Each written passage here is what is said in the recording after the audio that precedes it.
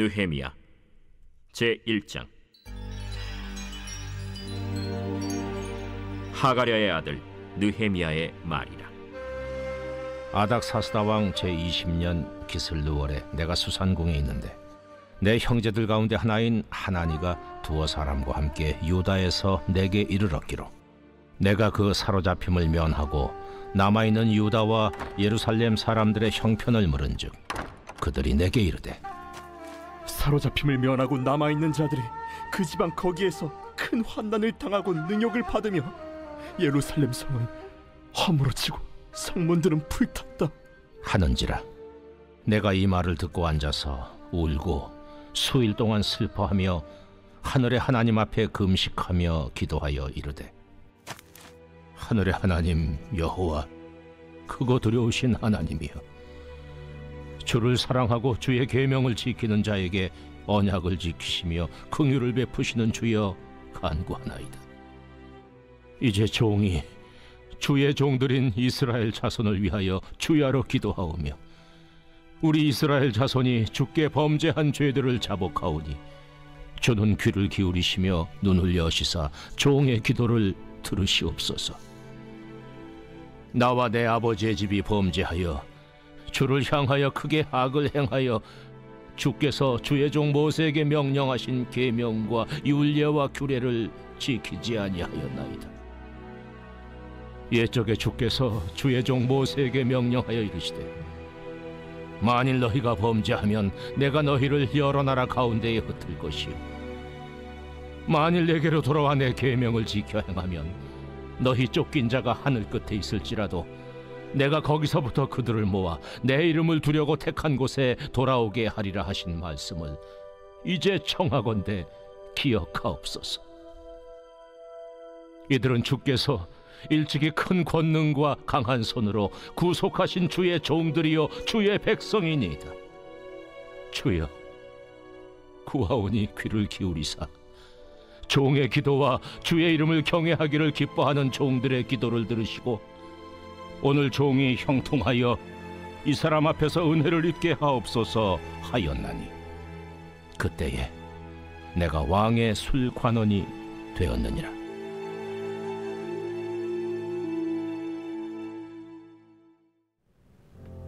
네, 사랑하는 크리스찬 여러분, 좋은 아침입니다.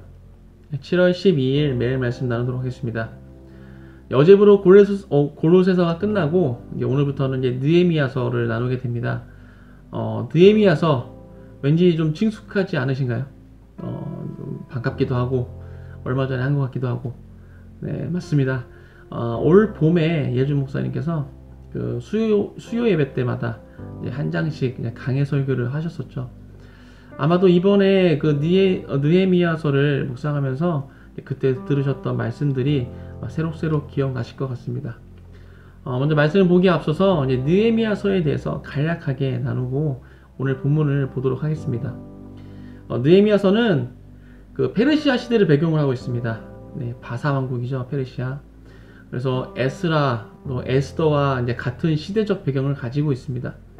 그래서 이 책들은 구약의 거의 마지막 시대로서 이제 포로기 이후에 이스라엘 백성들이 어떻게 신앙 공동체를 이루고 각자 처한 곳에서 어떤 모습으로 살아가고 있는지를 잘 보여주고 있습니다.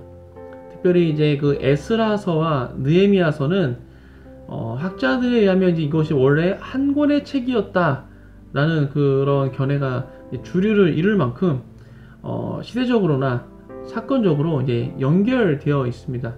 하나의 책이라고 생각할 만큼 연관성이 있다는 것이죠. 에스라는 이제 종교 지도자로서, 또 느헤미야는 이제 평신도 지도자로서 예루살렘으로 귀환한 이스라엘 백성들에게 개혁을 실행했었습니다. 느헤미야는 이제 성벽이 무너졌다는 소식을 듣게 됩니다. 성벽을 이제 그래서 보수하기 위해서 예루살렘 총독으로 자원을 하죠. 페르시아 왕의 술관원으로 있었는데, 술관원이라 하면 굉장히 고위직입니다. 그래서 왕 옆에서 많은 것들을 직접 이야기할 수 있는 그런 고위직의 그런 간부인데, 그 모든 것을 다 내려놓고 아무도 가고 싶어 하지 않는 예루살렘 총독, 곳으로 자원해서 갔던 것이죠. 느헤미야라는 그 이름의 의미는 여호와께서 위로하신다라는 의미를 가지고 있습니다. 그래서 느헤미야는 그 자신의 이름대로 정말 그 예루살렘 성벽을 재건함으로 인해서 이스라엘 백성들을 위로하고 격려했던 그런 사람입니다. 느헤미야서는 이제 크게 두 부분으로 나눠집니다. 그래서 1장부터 7장까지는 성벽 재건에 관한 내용입니다. 그래서 성벽이 완성되는 52일 동안 외적 또 내적 방해 요소 또 박해 이런 것에 대해서 이야기를 하고 또 그것을 어떻게 돌파해 나아갔는가에 대해서 이야기를 합니다.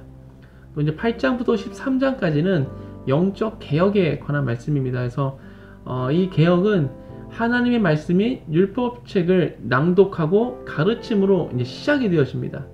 영적인 개혁이 하나님의 말씀을 다시 새기는 것부터 다시 그것들이 말씀으로 돌아갔을 때 영적인 개혁이 일어났다는 것이죠.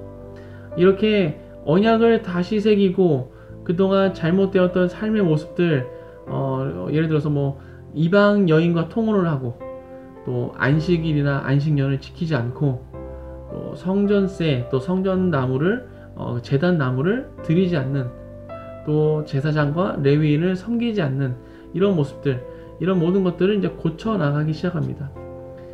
느헤미야는 총독생활 12년을 다 마치고 다시 이제 바벨론으로 돌아갔다가 또 다시 예루살렘으로 돌아오게 됩니다.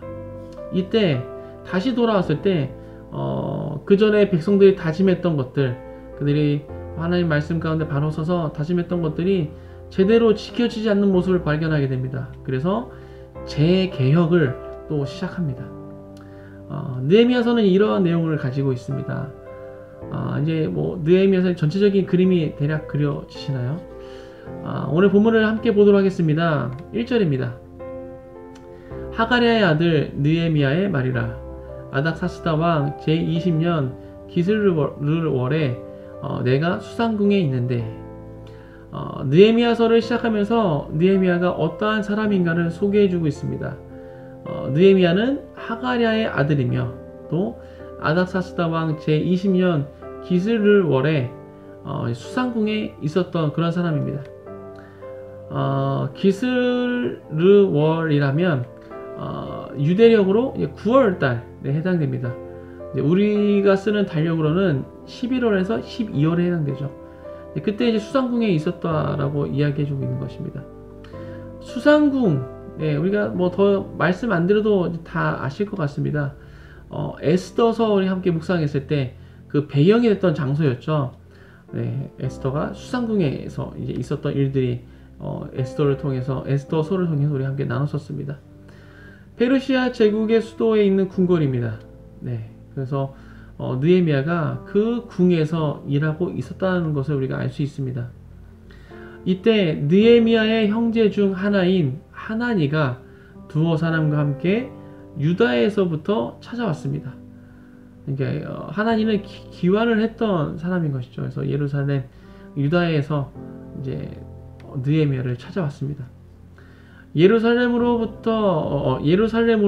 귀환했던 백성들 오늘 본문에 보니까 이제 사로잡힘을 면하고 남아있는 자들 이렇게 표현되어 있습니다. 그 귀환한 백성들의 소식을 궁금했던 그 소식이 궁금했던 느헤미야는 하나니에게 귀환한 백성들이 어떻게 지내고 있는지를 물어봅니다. 하나니를 통해서 들은 소식은 좋은 소식은 아니었습니다. 귀환한 백성들은 큰 환난을 당하고 능욕을 받으며 또 예루살렘 성은 허물어져 있고 또 성문들은 불타고 있다라고 그런 소식을 듣게 됩니다. 이 소식을 들은 느헤미야는 그 자리에 앉아서 울기 시작합니다. 그리고 며칠 동안 슬퍼하면서 하나님 앞에 금식하며 기도했습니다. 오늘 본문 5절부터 11절이 이때 기도했던 느헤미야의 기도를 담고 있습니다. 느헤미야는 어떠한 기도를 했습니까? 느헤미야는 먼저 하나님이 어떠한 분이신가를 선포하였습니다. 뭐라고 선포했는가 하면 크고 두려우신 하나님이시며 주를 사랑하고 주의 계명을 지키는 자에게 언약을 지키시며 긍휼을 베푸시는 하나님, 이렇게 선포하고 있습니다. 이렇게 하나님에 대해서 선포한 후에 이스라엘 백성이 하나님께 크게 악을 행하였음을 자백했습니다. 이스라엘 백성들은 하나님께 어떠한 악을 행했습니까? 하나님께서 모세에게 명령하신 계명과 율례와 규례를 지키지 않았습니다. 즉 하나님의 말씀을 떠나서 살았던 것입니다. 지금 느헤미야는 예루살렘으로 귀환한 이스라엘 백성들이 큰 환난과 능욕을 당하고 있고 성이 허물어지고 성문들이 불탔다는 소식을 듣고 하나님께 기도하고 있는 것입니다. 그런데 그 기도 내용이 백성들을 환난에서 또 능욕에서 구해주세요, 무너진 성을 재건해주세요, 이러한 기도가 아니라 우리가 하나님 말씀을 떠나 살았습니다, 용서해주세요 라는 기도를 하고 있습니다. 느헤미야는 귀환한 이스라엘 백성들이 어떠한 모습으로 살고 있는지 들은 적도 없고 본 적도 없습니다. 그저 그들이 환난을 당하고 있고 능욕을 받고 있고 성이 무너졌고 성문들이 불타고 있다, 이것을 들었을 뿐입니다. 그런데 현재 예루살렘에서 일어나고 있는 그 일들에 대해서 듣고 나서 그가 한 기도는 하나님의 계명과 율례와 규례를 지키지 않았음을 회개하는 기도였다는 것입니다. 좀 엉뚱한 기도 같지만 느헤미야가 이렇게 기도한 데는 다 이유가 있습니다. 8절부터 9절입니다.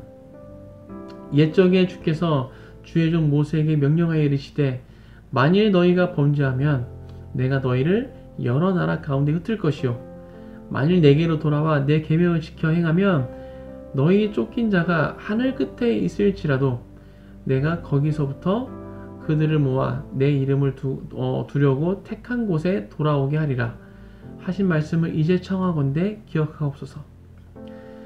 너희가 범죄하면 여러 나라 가운데 흩으신다 라는 하나님 말씀을 느헤미야는 기억하고 있었던 것입니다. 느헤미야는 이 말씀에 근거해서 귀환한 이스라엘 백성들이 겪고 있는 그 고통의 이유를 명확히 알 수 있었던 것이죠. 그리고 지금이라도 돌이켜 하나님께 돌아와 계명을 지켜 행하면 하늘 끝에 있다 할지라도 거기서부터 그들을 모아 하나님께서 약속하신 땅으로 돌아오게 하신다라는 그 언약을 붙잡고 이스라엘 백성들을 환난으로부터 구원해 주실 것을 구하고 있는 것입니다. 하나님의 말씀, 하나님의 언약을 붙잡고 하는 기도는 반드시 이루어지는 줄 믿습니다. 왜냐하면 그 기도가 그 기도하는 사람의 생각에서 나온 것이 아니라 하나님으로부터 나왔기 때문입니다. 언약을 붙잡고 하는 기도는 상황과 환경에 구애받지 않습니다. 그 어떠한 희망도 보이지 않는 상황이라 할지라도 아무리 오랜 세월이 지났다 할지라도 언약을 붙잡고 하는 기도는 반드시 이루어집니다. 단적인 예로 멸망당해서 완전히 사라졌던 이스라엘, 그 이스라엘이라는 그 나라가 2000년 후에 다시 생겨났습니다. 우리가 다 알고 있는 역사적 사건이죠. 정말 그 어떤 가능성도 보이지 않았지만 하나님께서는 그것을 행하셨습니다. 온 만물이 하나님의 다스림 아래에 있기 때문에 하나님께는 불가능이라는 것이 없는 것이죠. 기도하실 때 가능하시다면 언약을 붙잡고 기도하시기 바랍니다. 하나님의 말씀을 붙잡고 기도하시기 바랍니다. 이 언약에 근거한 기도는 하나님께서 안 들어주실 수가 없는 것입니다. 오늘 본문에서도 그 언약에 근거해서 했던 느헤미야의 기도에 하나님께서는 응답하셨습니다. 어떻게 응답하셨습니까? 느헤미야를 왕의 술관원이 되게 하셨습니다. 이게 어떻게 귀환한 이스라엘 백성들을 구원해달라는 기도의 응답입니까? 라는 의문을 가질 수도 있습니다. 하지만 2장 말씀을 보게 되면 우리가 알게 되겠지만 느헤미야가 술관원이 됨으로써 예루살렘을 구원할 수 있는 길이 열려지게 됩니다. 우리가 하나님께 기도했을 때 이렇게 응답하시는 경우가 더 많은 것 같습니다. 어떠한 문제 상황을 하나님께서 직접 해결해 주시기보다는 그 문제를 해결할 수 있는 기회를 열어주신다는 것이죠. 예전에 봤던 어떤 영화에서 제목이 기억나지 않는데요. 그 영화에서 이런 대사가 있었습니다. 내가 미워하는 그 대상을 두고 하나님께 하나님 저 사람을 사랑하게 해주세요 라고 기도하면 하나님께서 내 마음에 그 사람을 사랑하는 마음을 주실까요? 아니면 그 사람을 사랑할 수 있는 기회를 주실까요? 이런 대사였습니다. 정말 기적을 베푸셔서 정말 어제는 정말 미웠는데 오늘 갑자기 사랑하는 그런 마음을 내 안에 주실 것인가? 아니면 여전히 내 마음 가운데 미워하는 마음이 있지만 그 사람을 사랑할 수 있는 기회를 주실 것인가? 이거였습니다. 그 후자의 경우가 더 많다는 것이죠. 사랑하는 크리스찬 여러분, 아직 응답받지 못한 기도 제목이 있으십니까? 혹시 내가 답을 정해놓고 기도하고 있는 것은 아닌지 점검해 보시기 바랍니다. 어쩌면 하나님께서는 이미 응답하셔서 그 문제를 해결할 수 있는 길을 열어두셨을지도 모릅니다. 오늘 하루도 오늘 말씀을 기억하시면서 항상 깨어서 기도하실 때 언약의 말씀을 붙잡고 기도하시고 또 모든 가능성을 열어두고 기도하셔서 하나님께서 어떻게 응답하실지를 바라보시는 모든 큰 습관 되시길 주님의 이름으로 축복합니다. 함께 기도하겠습니다. 하나님 감사합니다. 오늘 또 느헤미야서를 함께 나눕니다. 하나님, 느헤미야가 그의 형제로부터 소식을 들었는데 예루살렘으로 그 귀환했던 그 백성들이 환난을 당하고 있고 능력을 받고 성이 무너졌고 성문들이 불타는다고 있다는 그런 소식을 듣게 되었습니다. 그 소식을 들은 느헤미야는 바로 기도하기 시작했습니다. 그가 기도할 때 그냥 기도하지 않고 하나님께서 말씀하셔서 그 언약을 붙잡고 그 언약에 근거해서 기도하였습니다. 그렇게 기도하실 때 하나님께서 응답하셨습니다. 하나님, 우리가 주 앞에 기도하며 나아갈 때 우리가 날마다 깨어서 기도할진데 그렇게 기도하며 나아갈 때 말씀을 붙잡고 기도하게 하시옵소서. 하나님께서 나에게 허락하셨던 나에게 주셔서 그 말씀 혹시 내가 잊고 있었다면 그것을 기억나게 하셔서 그 말씀을 다시 한번 붙잡고 내 마음에 새기고 기도할 수 있도록 축복하여 주옵소서. 그렇게 기도하러 나갈 때 반드시 하나님께서 응답할 줄 믿습니다. 시간이 오래 걸릴지라도 정말 하나님께서 그 예정하신 그때 정확한 카이로스의 그때에 하나님께서 응답하실 줄 믿습니다. 응답이 오는 그날까지 포기하지 않고 끝까지 기도하게 하여 주옵소서. 또한 우리가 기도하며 나갈 때 내 마음에 기도 응답의 그것을 정해놓고 기도하지 않게 하시고 하나님께서는 어떠한 방법으로도 응답하실 수 있다는 그것을 가지고 모든 가능성 열어두고 우리가 기도하며 나갈 수 있도록 주님 도와주시옵소서. 오늘 하루도 그런 하루 될 수 있도록 늘 기도하면서 수시로 기도하면서 그 모든 가능성을 열어놓고 하나님께서 행하시는 일들을 바라볼 수 있는 그런 오늘 하루 될 수 있도록 축복하여 주옵소서. 감사합니다. 이 모든 말씀 예수 그리스도의 이름으로 기도했습니다. 아멘.